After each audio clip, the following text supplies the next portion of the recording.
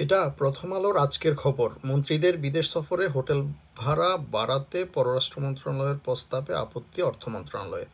তার মানে পররাষ্ট্র মন্ত্রণালয় মন্ত্রীদের হোটেল ভাড়া বাড়াতে চায়। এই নিউজটা দেখে প্রথমে মনে হয় খুবই অল্প টাকা দেওয়া হয় তাদেরকে হোটেলে থাকার জন্য।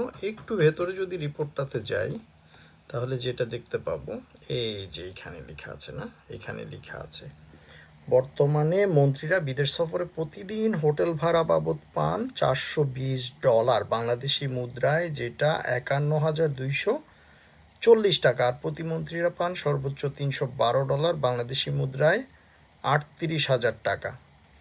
চিন্তা করতে পারেন, এত টাকা পাওয়ার পরেও তাদের আরও হোটেল ভাড়া বাবদ টাকা লাগবে। 50,000 টাকার উপরে পাওয়ার পরেও তাদের হোটেল ভাড়া বাড়াতে হবে।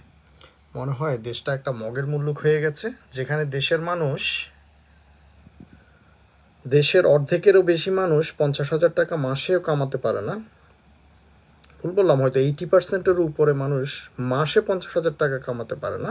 সেখানে মন্ত্রীরা বিদেশে গিয়ে এক রাত হোটেলে থাকবে 50,000 টাকা, 51,000 টাকায়, সেটাকেও নাকি বাড়াতে হবে।